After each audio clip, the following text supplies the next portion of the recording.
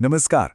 भारत का जो प्राचीन साहित्य है ना, वो सिर्फ किताबें नहीं है, बल्कि हजारों साल पुरानी सभ्यता के ज्ञान, दर्शन और कहानियों का एक बहुत बड़ा खजाना है। आज हम इसी खजाने के कुछ सबसे जरूरी रत्नों को जानेंगे, एक सवाल जवाब के मजेदार सफर के जरिए। चलिए देखते हैं हम अपनी इस विरासत को कितना पहचानते हैं। तो फिर चलिए इस ज्ञान यात्रा की शुरुआत करते हैं। सबसे पहले हम बात करेंगे वेदों की, जिन्हें भारतीय संस्कृति और दर्शन का मूल स्रोत माना जाता है। ये सिर्फ धार्मिक ग्रंथ नहीं हैं, बल्कि उस युग के जीवन, समाज और ब्रह्मांड को समझने का एक आईना है। तो हमारा पहला सवाल यह है कि इन चारों वेदों में से सबसे पुराना वेद कौन सा है? और इसका सही जवाब है सी, ऋग्वेद।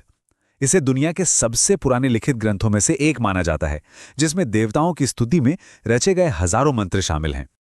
अच्छा, अगर ऋग्वेद सबसे पुराना है, तो फिर सबसे नया या कहें कि सबसे बाद में लिखा गया वेद कौन सा है? इसका सही जवाब है डी, अथर्ववेद। ये वेद बाकी वेदों से थोड़ा अलग है, क्योंकि इसमें मंत्रों के साथ साथ आम जीवन की समस्याएं, बीमारियों के इलाज और उस समय के रीति रिवाजों का भी जिक्र मिलता है। वैदिक काल में यज्ञ का बहुत बड़ा महत्व था। तो सवाल यह है कि इन यज्ञों को करने के नियम और मंत्र किस वेद में मिलते हैं? सही जवाब है बी, यजुर्वेद। ये एक तरह से यज्ञों की गाइड बुक ही है, जिसमें गद्य और पद्य दोनों में निर्देश दिए गए हैं। और जो पुरोहित यजुर्वेद के मंत्रों का उच्चारण करते हुए यज्ञ करवाते थे, उन्हें एक खास नाम से जाना जाता था। उन्हें कहा जाता था अध्वर्यो। यही यज्ञ की पूरी प्रक्रिया को निर्देशित करते थे। यहाँ एक बड़ी दिलचस्प बात है कि एक वेद ऐसा भी है जिसे कविता यानी पद्य और कहानी यानी गद्य दोनों ही शैलियों में लिखा गया है, और वो है सी, यजुर्वेद। यही बात इसे बाकी वेदों से खास बनाती है, जहां ज्यादातर रचनाएं सिर्फ पद्य में हैं। अगले वेद पर आने से पहले एक शब्द का मतलब समझते हैं, साम। इसका शाब्दिक अर्थ होता है गान, यानी कि गायन, और इसी शब्द से हमारा अगला वेद जुड़ा हुआ है। और देखिए, जब साम का मतलब ही गान है, तो ये अंदाजा लगाना बिल्कुल भी मुश्किल नहीं कि भारतीय संगीत का जनक किस वेद को माना जाता है। जी हाँ, इसका जवाब है ए, सामवेद। इसमें ज्यादातर मंत्र तो ऋग्वेद से ही लिए गए हैं, लेकिन उन्हें गाने के लिए सुर और ताल के साथ व्यवस्थित किया गया है। यहीं से भारतीय शास्त्रीय संगीत की शुरुआत मानी जाती है। तो ठीक वैसे ही जैसे यजुर्वेद के पाठक को अध्वर्यु कहते थे, सामवेद के मंत्रों को गाने वाले पुरोहित को क्या कहा जाता था? इसका जवाब इसके काम में ही छिपा है। उन्हें उद्गात्रु कहते थे, यानी वो जो ऊंचे स्वर में गायन करता है। अब बात करते हैं चौथे वेद की, यानी अथर्ववेद की।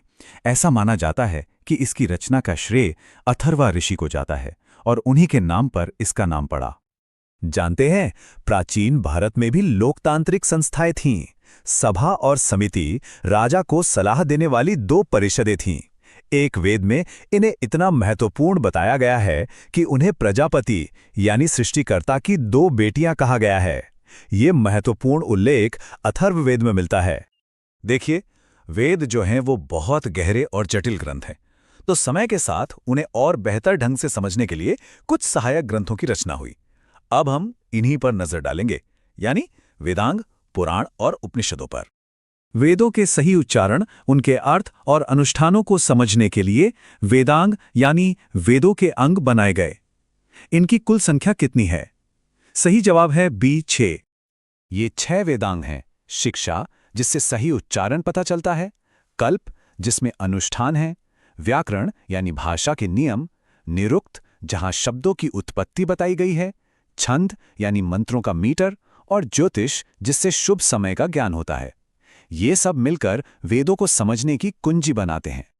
वेदों के बाद आते हैं पुराण, जिनमें देवी देवताओं, राजाओं और ऋषियों की कहानियों के जरिए मुश्किल दार्शनिक बातों को आसान बनाया गया है। तो इन मुख्य पुराणों की कुल संख्या है बी, 18। और ये संख्या हमें बताती है कि प्राचीन भारत में कहानियों और इतिहास को सहेजने की परंपरा कितनी विशाल थी। हर पुराण किसी खास देवता या वंश पर केंद्रित है, जो हमें उस दौर की मान्यताओं की एक झलक देता है। इतने विशाल साहित्य को आखिर लिखा किसने? माना जाता है कि पुराणों के मूल रचयिता ऋषि ए, लोमहर्ष और उनके पुत्र उग्रश्रवा थे, जिन्होंने इन कथाओं को इकट्ठा करके सुनाया। ये सवाल बहुत जरूरी है, अक्सर पूछा जाता है। इन 18 पुराणों में सबसे पुराना और ऐतिहासिक रूप से सबसे प्रामाणिक किसे माना जाता है? इसका जवाब है बी, मत्स्य पुराण, जिसमें सातवाहन वंश के बारे में अहम जानकारी मिलती है। और इसी तरह भारत के सबसे शक्तिशाली साम्राज्यों में से एक मौर्य वंश के बारे में जानकारी का एक प्रमुख स्रोत भी एक पुराण ही है, और वो है विष्णु पुराण। अब हम आते हैं भारतीय दर्शन के शिखर पर, उपनिषद। इनमें आत्मा, परमात्मा और ब्रह्मांड के रहस्यों पर गहरी दार्शनिक चर्चा की गई है। मुख्य उपनिषदों की संख्या मानी गई है 108।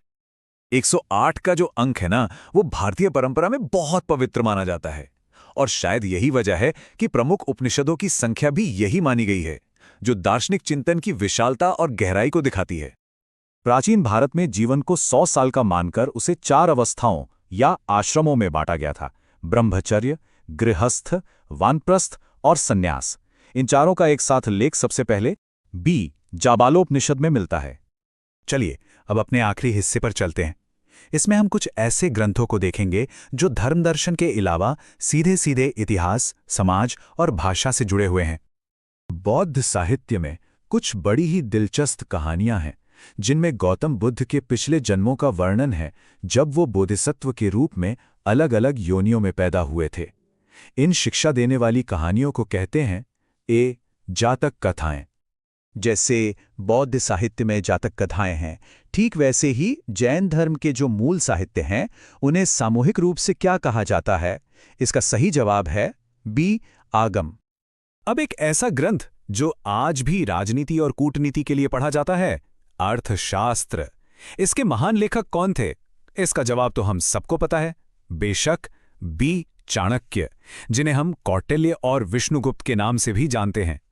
भारत का पहला, कह सकते हैं, एक व्यवस्थित ऐतिहासिक ग्रंथ किसे माना जाता है?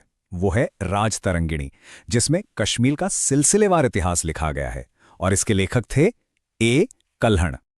दुनिया की किसी भी भाषा के सबसे पुराने व्याकरण ग्रंथों में से एक, संस्कृत व्याकरण की नींव अष्टाध्यायी, किसने लिखी थी?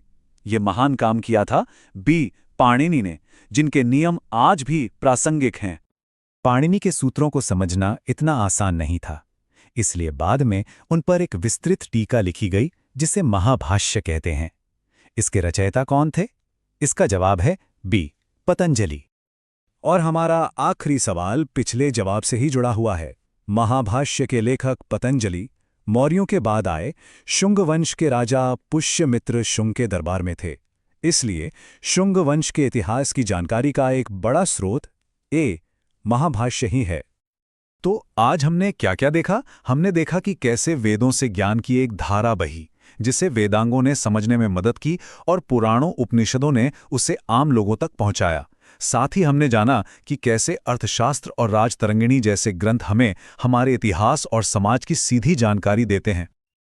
और अब एक सवाल सोचने के लिए, हजारों साल पहले लिखे गए इन ग्रंथों की बातें क्या आज भी हमारे जीवन को, हमारे समाज को और हमारी सोच को प्रभावित करती हैं? इस पर सोचिएगा जरूर।